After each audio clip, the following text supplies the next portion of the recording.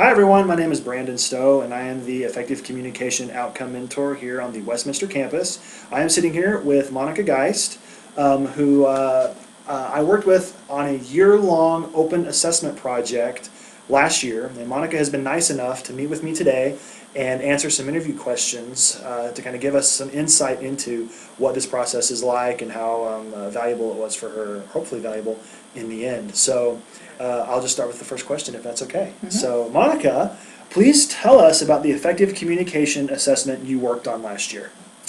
Well, I teach statistics. I'm a math teacher, so in my statistics class, I always assign a project, and they have to. It's a semester-long project. They have to write a survey, give the survey to their friends, get the data from the survey, and analyze the data. But then they have to write me a report. Mm-hmm.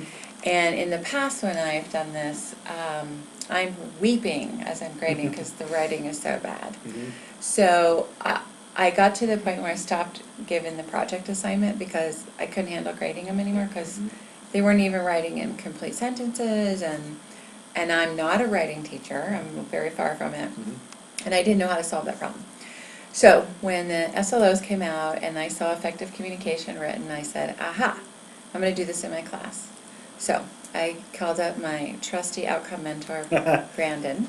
I don't know how trustworthy I was at the time. I know more about what I'm doing now. It was good. He came running down the hall to my rescue, and we actually worked a few times. We met quite a few times because the project was in 3 different parts. And so part 1, they had to do something and write about it.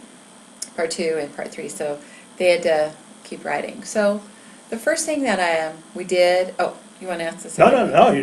You segued perfectly. Okay. I said continue. The first thing we did was we looked at my assignment sheet, which I thought was beautiful because I wrote it and I know exactly what I wanted.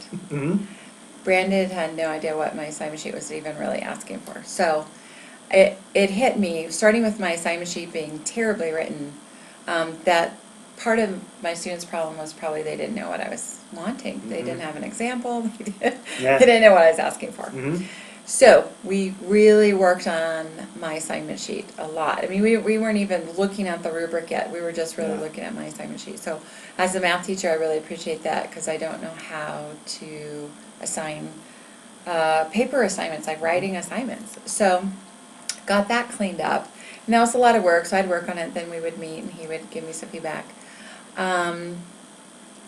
Then we had to talk about how I was going to grade it on the rubric. So it was nice. We just went through each item on the rubric and what it meant.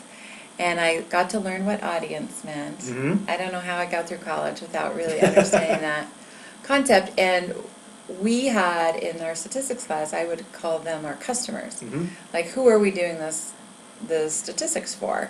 And so it was our customer or our client, and then I realized, oh, that's audience. So because I always say write to your customer or your client, and then I learned from Brandon that that's your audience. So that was good. And we had a really good discussion about audience too, because even for me, I had to really rethink how do we put this in a different context, because the challenge that you presented, which was really cool, was we are writing academically in a statistics class, and introducing the idea of audience, where one definition of audience doesn't always fit every single place. And so it was really beneficial even for me doing the outcome mentor job to think through that and answer those questions. And so I think that was just another one of the things that was gained from the project, on all fronts, really. We both learned a lot. We really did, actually. We learned a ton from doing this across the year last year. So so specifically, I don't know if we even need to ask this. The second question is, what did you learn from doing the assessment? I wrote really bad assignment sheet, and that is where the good student work is going to come from. It's going to come from your assignment sheet. And then secondly, I learned that, another piece that we had that Brandon suggested is that I have my students go to the Writing Center. And so I gave them 5 extra credit points. Each section of the project was 100 points. So 5 extra credit points if they go to the Writing Center. Then the writing instructor there would give them a little pink slip with a sign, they turn it in with their project. that was invaluable because I couldn't believe, I just felt like, I have genius students, they all know how to write. But the bottom line was they had really good guidelines, they had a rubric, they went to the writing center, they were giving me proof of it, and they all said they would definitely go back to the writing center again. Mhm. So to me, it just was 100% different than my experience before. So what did I learn? Those were the main things. And then it was fun reading the projects because I could read them, they were complete sentences, they made sense. They answered the exact question I wanted them to be addressing. They wrote to their audience, everything was beautiful, everything beautiful. So in the end, going through the changes in the assignment sheet sounds like resulted in some good things on the student end. Sorry about my Yeah, phone. the phone's ringing. That's okay. Yeah, resulted on beautiful things on the student end. Good. Yeah. Well, then let's see here. I guess this last question then we can answer quickly. Are there any changes you have you are or have implemented or are considering for the course based on doing this all last year? I will always do my projects this way. Mhm. I will always have a really good assignment sheet, and if I decide to change the project at all, you're the first one I'm calling. I'm gonna make my assignment sheet. I'll be happy to beautiful. come back. Yeah. And I will always do the rubric, and I will always have students go to the writing center. It was beautiful. Cool. Yeah. One thing that, just a couple things that I wanted to say. I know how to grade math. I didn't really even know how to grade writing. But here's one of the things that I was struggling with a little bit was I had on my grading sheet, or my assignment sheet, I had Times New Roman double spaced, Mhm. but then I didn't have that super specific in the rubric. Well, here I would get this assignment, or this project, it was not in Times New Roman and it was single spaced, and it was beautiful except for that. So then there I was, emailing, I think it was the middle of the night, I'm emailing Brandon going, do I take points off and how many points? So I wasn't used to that kind of thing where, I guess maybe that would be the thing I would add to my new rubric is, I would do that, right? Just write Yeah. Times New, Times like- New Roman, this many points off Okay. for. and then the Not double doing that. spacing. Yeah. I did take off points, by the way, but mostly I was trying to get them to read directions. Yeah. And I think unless you take points off, they don't learn that lesson about reading Yeah. directions. I keep hearing students don't do optional. And, Right. and I think it applied here as well, yeah. Right.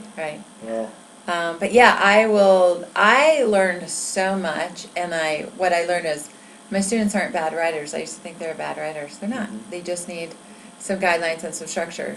The other thing we did do is we did examples. yes. And I kind of scaffolded them through. I didn't have an example on the third part of the project. Mhm. I did for the first two. Mhm. I think that helped a lot too, but then they got really nervous when I didn't have the example at the end. Yeah, they start to rely on it a little bit maybe.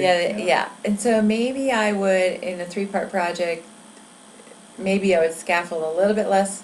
Maybe I'd have to play with that. Mhm. But that third part, they were almost a little bit panicked. Where's the Mhm. where's the example? And that's what I'm saying. Write to your customer. What would you want your customer to Mhm. know from this information? Yeah. So Yeah. it was a great learning experience for me as a teacher.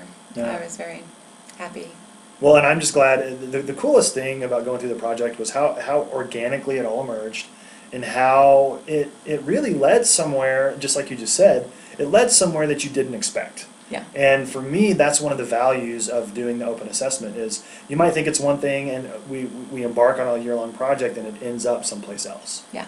And so I thought it was a really cool project and it was cool to watch the student work because as someone who works in the writing center, I saw the work. Mhm. I worked with the professor and the writing center and saw it on both ends. It was super cool. So Yeah. um, You should do it.